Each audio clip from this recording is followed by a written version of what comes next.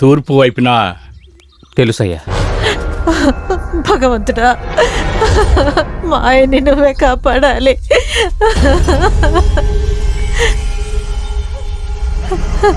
దేవుడా, ఎందుకు ఇలా జరిగింది? అయ్యో,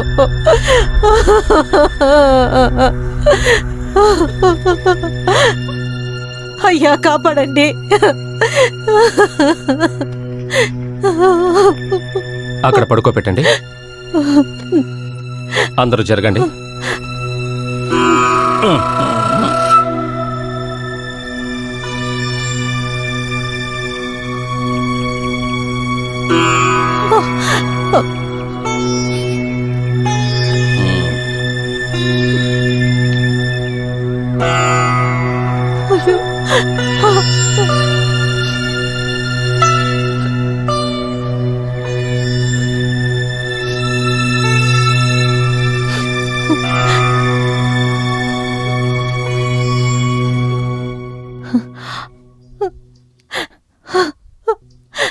విషపాము, అనుమానమే లేదు. దయచేసి మా ఆయన్ని కాపాడాలని వైద్యులు గారు. కట్టెలు కొట్టడానికి అడవికి వెళ్లారు. అక్కడ ఏం ఖర్చిందో తెలియదు. మైకం వచ్చి పడిపోయినప్పుడే చూసాం. తెలుసు, ధైర్యంగా ఉండండి. పరమా, అయ్యా, ఆ మందు తీసుకొనిరా. అలాగనయ్యా.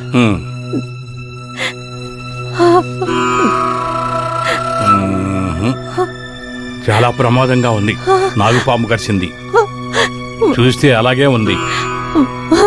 ప్రయత్నం చేసి చూద్దాం. వైద్యులు గారు, భయంకరమైన విషపాములు నివసించే స్థలం అది. ఇంకాస్త ఆలస్యంగా వచ్చి ఉంటే కాపాడడం చాలా కష్టమయ్యేది. అయ్యా, ఓం శివ ఓం స్వాహ, ఓం శివ ఓం స్వాహ. ఈ మందు తాగించు. భగవంతుడా,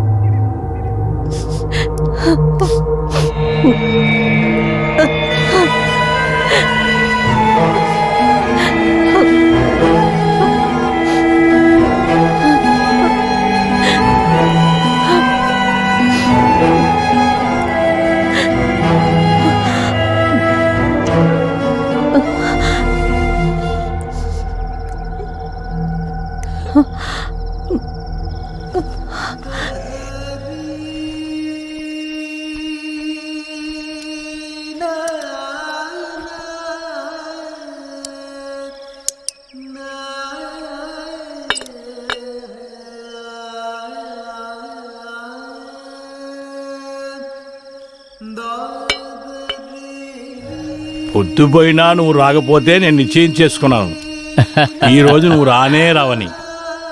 నీ ప్రయాణం ఎలా సాగింది? ఆ దేవుడి దయ వల్ల వెళ్ళిన కార్యం సక్రమంగా జరిగింది. తంతిలో చూస్తే జ్వరమని మాత్రమే ఉంది. వెళ్ళిన తర్వాతే తెలిసింది అయ్యగారి భార్యకి ఆరోగ్యం క్షీణించిపోయింది. మందు ఇచ్చిన తర్వాత మంచి మార్పు వచ్చింది. పచ్చం చేయడం మర్చిపోవద్దని మరీ మరీ చెప్పాను. అది చాలా మంచిదైంది. బయలుదేరేటప్పుడు కొంచెం డబ్బిచ్చారు, ఇమ్మంటారా?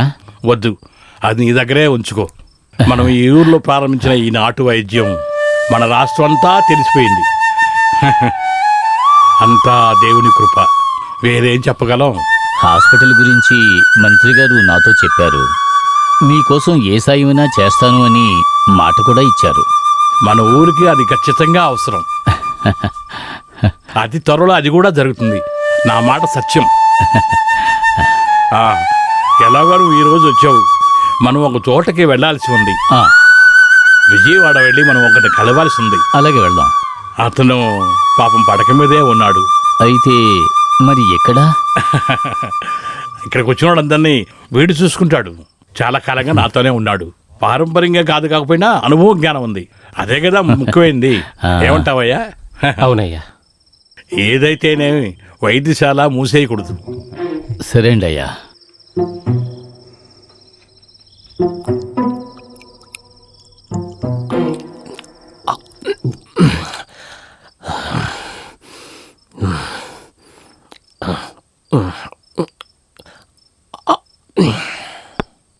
అనుభవ జ్ఞానం అంట. ఈ పరముకి ఎవరు దయ అవసరం లేదే.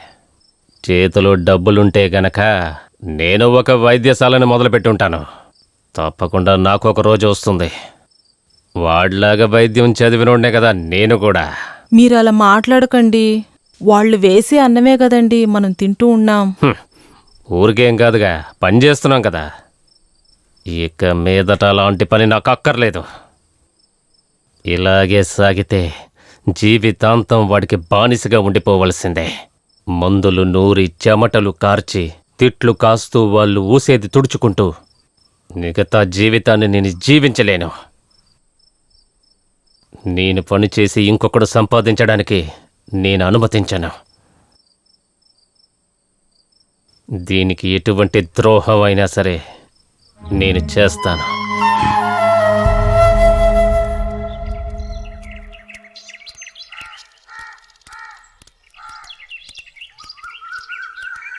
వైద్యులు గారు, వైద్యులు గారు,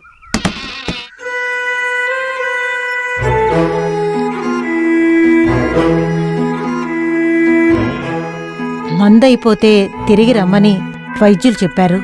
ఆ, ఇక్కడే ఉండండి.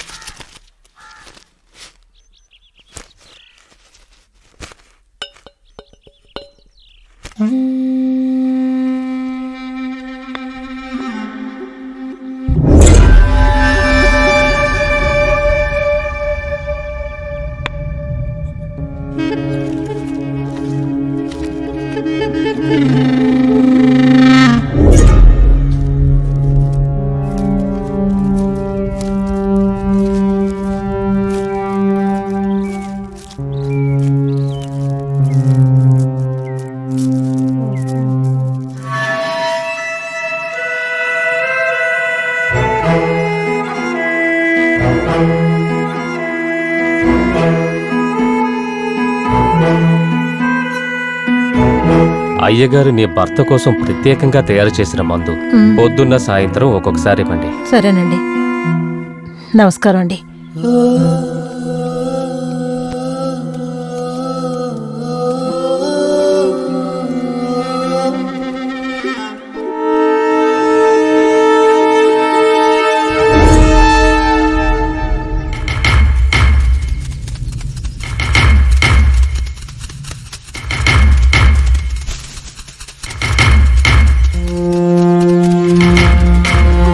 అయ్యో, ఇంత అన్యాయం జరిగేది నా తండ్రి. అయ్యో, ఈ అన్యాయాన్ని చూడండి అయ్యా. మా ఆయనకి లేరయ్యా. అయ్యో అయ్యో, అండి లేవండి. అయ్యో దేవుడా, అయ్యో.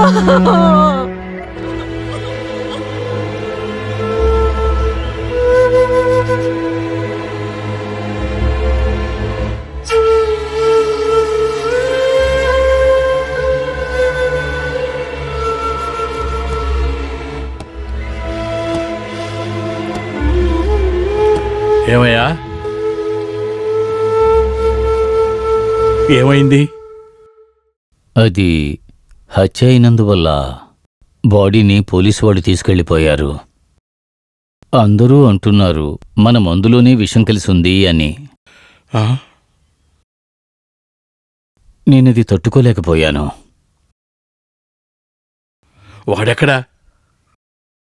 భాస్కర్, పర్వాలేదు ఎక్కడా అని అడిగాను. పరం విషయం నేను చూసుకుంటాను. అతనెక్కడ దాక్కున్నా సరే నేను కనిపెడతాను.